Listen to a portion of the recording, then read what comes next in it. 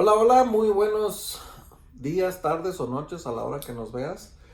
Y quiero hacer un resumen, ¿verdad? Ya hicimos un resumen pequeño de Génesis 35, pero quiero hacerlo un poquito más específico. Es que está buenísimo este capítulo. Hay cosas, mucha tela de dónde cortar.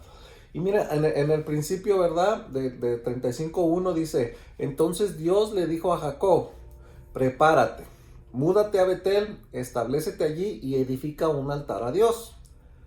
¿Quién se te apareció cuando huías de tu hermano Esaú? Ya se le había aparecido Dios. En el versículo Dios dice, entonces Jacob le dijo a todos los de su casa, desháganse de todos sus ídolos paganos, purifíquense y pónganse ropas limpias. Es una de las primeras cosas que Dios le da instrucciones a Jacob, ¿verdad?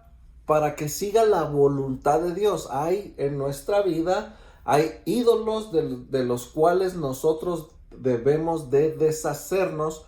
Y estas cosas muchas veces detienen ciertas situaciones en nuestra vida, detienen ciertas bendiciones, ¿verdad? Muchas veces nosotros, por aferrarnos a ídolos paganos, estamos bloqueando la bendición que Dios nos quiere dar. Entonces, accedamos a esa bendición para que recibamos todo aquello que está bloqueado, porque hemos interferido ante la voluntad de Dios, ¿verdad? Por no deshacernos de ídolos paganos. Hay que deshacernos de ídolos paganos. Si no sabes qué significa, haz una búsqueda profunda para que sepas posiblemente que sí hay algo que tengas en tu casa que no le está agradando a Dios. Entonces, ya en el versículo 3, ¿verdad? Dice, ahora vamos a Betel, donde edificaré un altar al Dios que respondió a mis oraciones cuando yo estaba angustiado. Él ha estado conmigo en todos los lugares por donde anduve. La importancia de la oración. La importancia, por ahí estaba hablando mi esposa acerca de eso, la importancia de la oración. Y me adelanto un poquito hasta el versículo 9 y luego dice, ahora que Jacob había regresado de Padam Aram, Dios se le apareció. Oye, ¿a quién se le aparece Dios así? Dice, de nuevo en Betel, o sea, ya había pasado. Y Dios lo bendijo, diciéndole, tu nombre es Jacob, pero ya no te llamarás Jacob. A partir de ahora tu nombre será Israel. Así que Dios le cambió el nombre y lo llamó Israel. ¿Cuántas veces Dios nos ha cambiado el nombre, nos ha cambiado las cosas? Pero a veces nosotros nos aferramos a seguir siendo el pasado y no el nombre que Dios nos ha dado para el futuro. Dice el 11. Entonces Dios dijo, yo soy el Shaddai, que significa Dios Todopoderoso. Sé fructífero y multiplícate, llegarás a formar una gran nación, incluso de ti saldrán muchas naciones, habrá reyes entre tus descendientes. 12. Y te entregaré la tierra que les di a Abraham y a Isaac, así es, te la daré a ti y a tus descendientes. Recordemos que Abraham viene siendo abuelo de Jacob, Isaac viene siendo el papá de Jacob. Entonces José, que es de lo que vamos a estar empezando a hablar, a estudiar, viene siendo como bisnieto de Abraham, ¿verdad? Entonces por eso estamos ahorita con estos temas. Dice, luego Dios ascendió desde el lugar donde le habían hablado. Fíjese, o sea, ahí hay una prueba muy bonita de donde Dios no lo estaba escuchando la voz, sino que estaba allí físicamente. Subió, porque después ahí nos confirma, ¿verdad? Que ascendió otra vez al cielo. Jacob levantó una columna conmemorativa para marcar el lugar donde Dios le había hablado. Luego derramó vino sobre la columna como sacrificio a Dios y lo ungió con aceite de oliva. Jacob llamó a aquel lugar Betel, que significa casa de Dios, porque allí le había hablado antes. Nuevamente, esto es lo que estamos hablando, de que ya había tenido un contacto con Dios, ¿verdad? Entonces Jacob es muy afortunado de tener estos encuentros con Dios, ¿verdad? ¿Cuántos de nosotros a veces necesitamos tener ese encuentro con Dios, ¿verdad? Y que verdaderamente Dios nos transforme a lo que Él está esperando de nosotros. Pero pasamos, ¿verdad?, al versículo 17 y acabamos de ver que Dios lo acaba de bendecir. Acabamos de ver que Dios estuvo presente allí físicamente, pero ya en este mismo capítulo nos encontramos que suceden estas cosas. Luego de un parto muy difícil, la partera finalmente exclamó: no temas, tienes otro varón. Raquel estaba a punto de morir, pero con su último suspiro puso por nombre al niño Benoni, que significa hijo de mi tristeza. Sin embargo, el padre del niño lo llamó Benjamín, que significa hijo de mi mano derecha. Ahí encuentra Jacob, ¿verdad? Una tristeza, encuentra allí una posible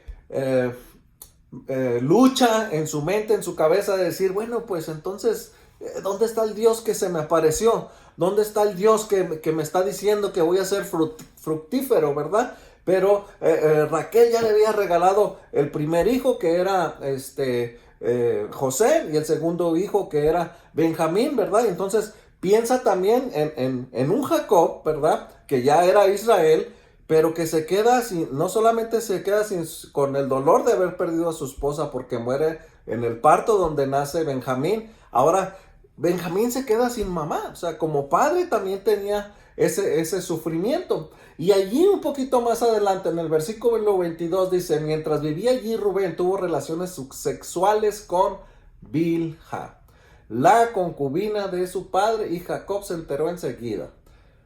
Y luego dice: estos son los nombres de los 12 hijos de Jacob.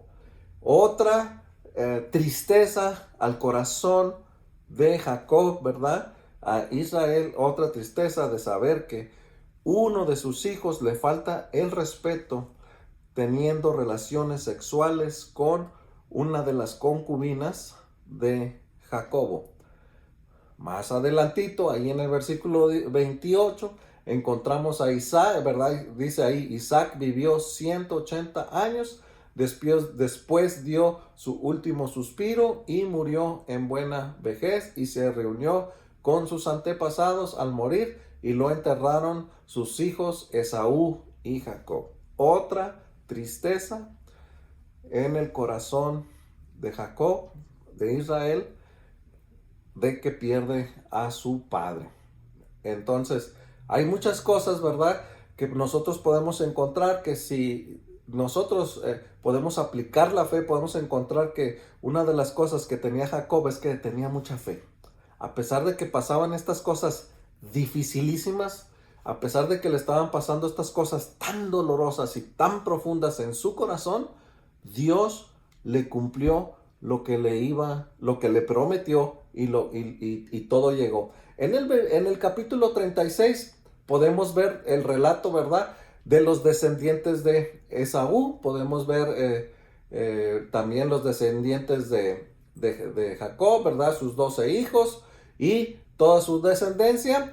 Que este capítulo es prueba de que Dios cumplió su palabra, diciéndole que lo iba a hacer fructífero, donde se le dio la orden de que se tenía que multiplicar.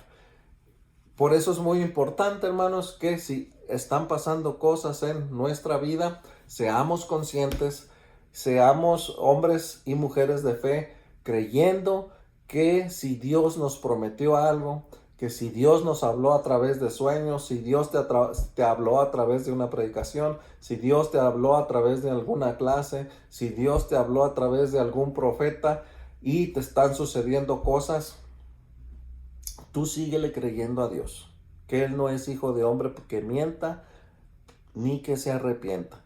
La promesa que Él te dio, la va a cumplir.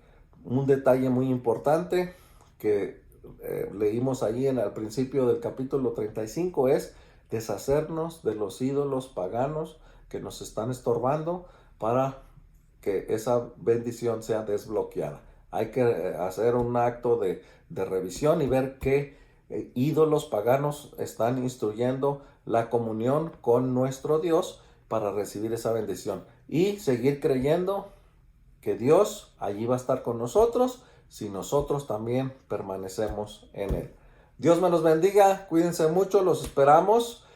Si no tienes una iglesia donde congregarte, los esperamos en el 1111 Norte Bucanas, en Amarillo, Texas. Los esperamos los domingos a las 10 de la mañana, los miércoles a las 7 de la noche, los viernes tenemos servicio de alcance a las 10 de la mañana. Si necesitas más información, comunícate con nosotros. Nos puedes encontrar a través de Facebook como Ministerio Cornerstone Español y también nos puedes encontrar en el canal de YouTube como Ministerio Volver a Dios. Dios me los bendiga, saludos y bendiciones.